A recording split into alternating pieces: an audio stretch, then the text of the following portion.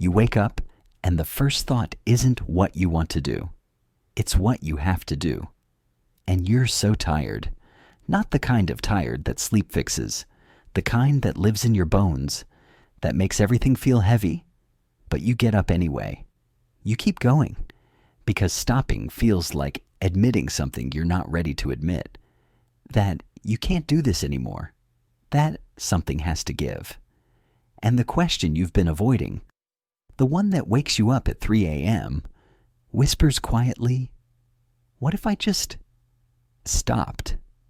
Not forever, just stopped. Would that make me weak? Or would it finally make me honest?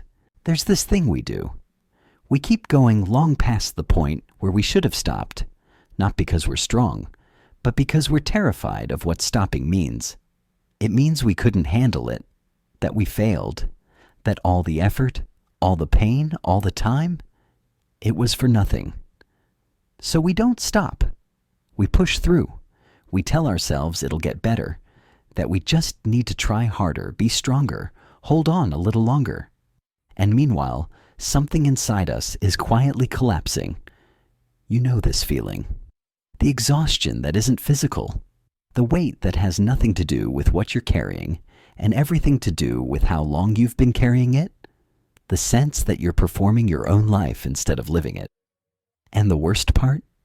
You've gotten so good at pretending you're okay that sometimes even you believe it. And it shows up in ways you don't expect. You say yes when you mean no, because saying no feels like letting people down. You stay in situations that are slowly draining you, convincing yourself that leaving would be weak, that you just need to endure a little longer. You set goals and chase achievements, not because you want them, but because stopping would mean admitting you're not who you thought you'd be by now. You fill every moment with noise, with busyness, with anything that keeps you from sitting still long enough to feel what's actually happening inside you. And when someone asks if you're okay, you smile and say, I'm fine, just tired, because the truth, the real truth, feels too big and too scary to say out loud. That you're not fine, that you haven't been fine for a long time, and that you don't know how much longer you can keep pretending. This isn't weakness. This is what happens when you've been holding on too tight for too long, when you've learned that your worth is tied to your ability to keep going no matter what. But here's what nobody tells you. Sometimes the most courageous thing you can do is stop. Because underneath all of this, there's something deeper happening. A part of you knows you need to stop, that you can't sustain this anymore. But another part is terrified of what that means, of who you would be if you weren't constantly proving yourself, constantly pushing, constantly enduring. And there's a third part, quieter than the others, that's just so tired it doesn't even have the energy to argue anymore. It just wants permission. Permission to stop trying so hard, to stop performing, to stop pretending that everything is manageable when it clearly isn't. But you didn't grow up in a world that gives that permission easily. You learned early that love and approval are conditional, that they come when you're useful, when you're strong, when you don't need too much. So you became someone who doesn't stop, who doesn't quit, who grits their teeth and gets through it no matter what. And it worked for a while. People praised your resilience, your determination, your ability to handle anything. But what they didn't see, what you didn't see, was the cost. The way you stopped checking in with yourself. The way you learned to override your own limits. The way you confused endurance with strength and stopping with failure. This happens to so many people. For years, they convinced themselves that stopping means giving up, that pausing means they're not committed enough, strong enough, capable enough. They wear their exhaustion like a badge of honor, proof that they're trying, that they care, that they're doing everything they can, and when people tell them to slow down, to take a break, to rest, they smile and nod, and then keep going exactly as they were. Because deep down, they believe that their value is tied to their output, to their ability to handle more than they should, to never admit they're struggling. Until one day, they can't anymore. Not because they make some wise, conscious decision, but because their body makes it for them. And in that forced stillness, in that unwanted pause, they realize something that changes everything. Stopping wasn't the failure they'd been terrified of. It was the honesty they'd been avoiding. So, where does this come from? This belief that we have to keep going no matter what? Part of it is learned early.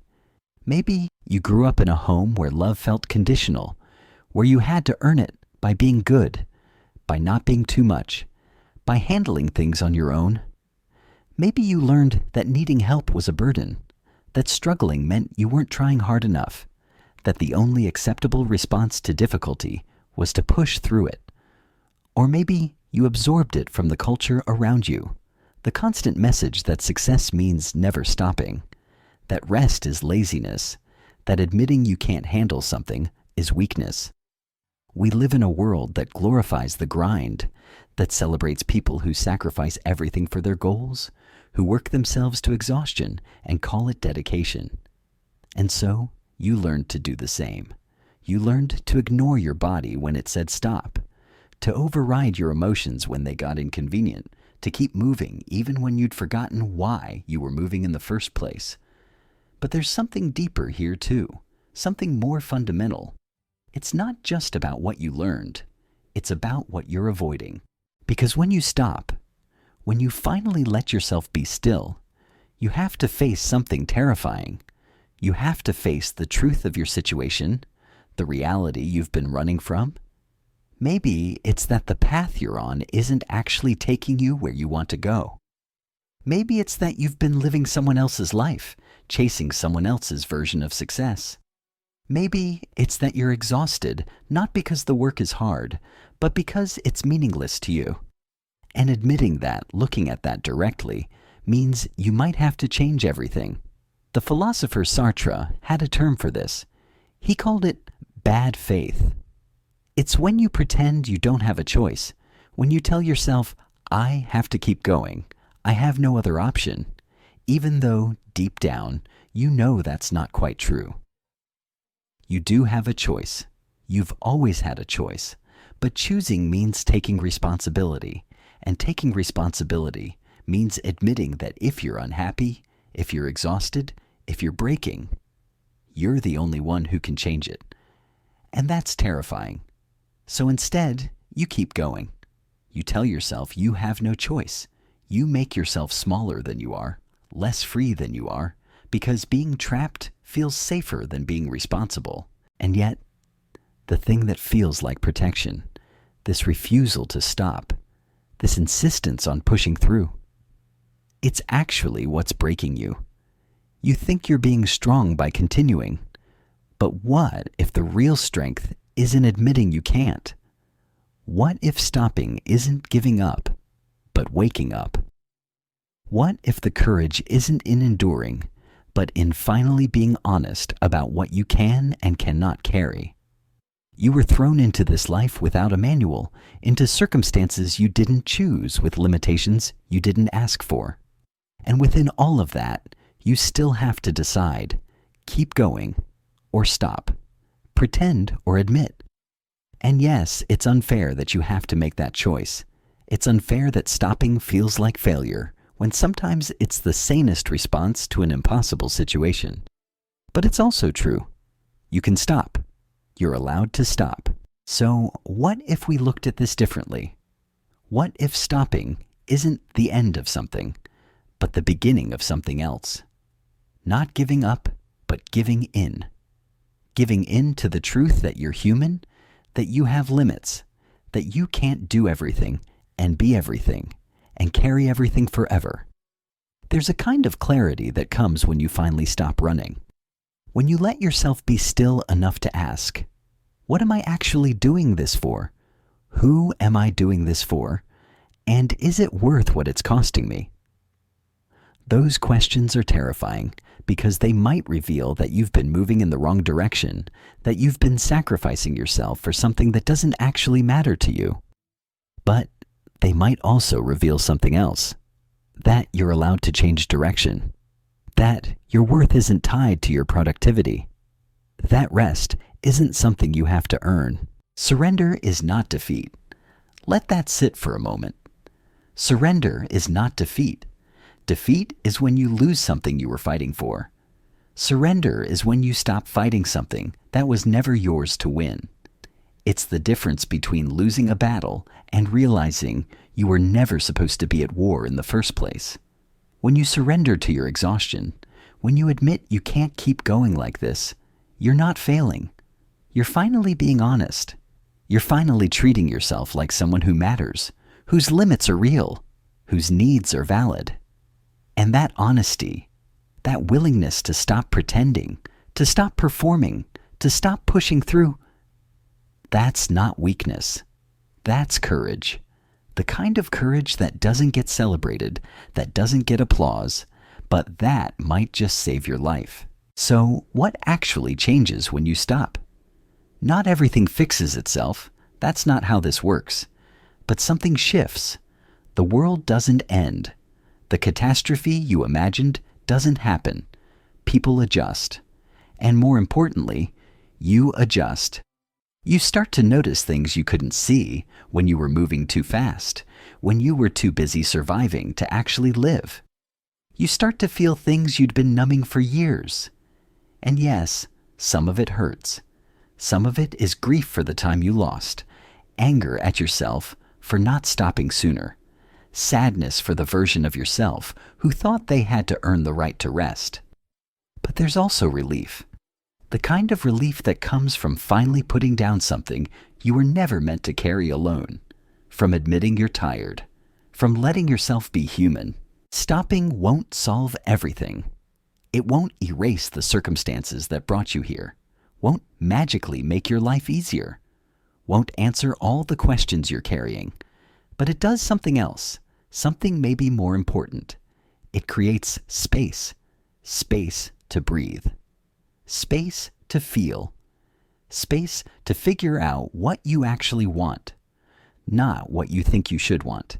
And in that space, you might discover that you don't have to have it all figured out, that it's okay to not know what comes next, that there's dignity in admitting you're lost, that you're struggling, that you need help. The strength isn't in never stopping. It's in knowing when to stop and having the courage to actually do it. If you made it to the end of this, if something here resonated, then maybe you needed to hear it, that you're allowed to stop, that stopping doesn't make you weak, that there's courage in admitting you can't keep going like this, and that you're not alone in feeling this way. So maybe this week, just notice. Notice when you're pushing through something you don't actually need to push through. Notice when you're saying yes but meaning no. Notice when you're moving because you're afraid to stop. Not to fix it, not to change it, just to notice. Because sometimes awareness is the first step toward honesty. Sometimes the kindest thing you can do for yourself is stop. Not forever, not dramatically, just pause. Let yourself breathe. Let yourself admit that you're tired, that you've been carrying too much for too long, that you don't have to have all the answers right now. The world will keep turning, and you'll still be here, finally giving yourself the permission you've been waiting for someone else to give you. If this resonated, I'd love to hear from you in the comments. What's one thing you've been afraid to stop doing? You don't have to have it figured out. Just share what's on your mind. And if you want more conversations like this about what it means to be human in a world that often forgets we are, subscribe so you don't miss them. Take care of yourself, especially when it feels like you're not allowed to.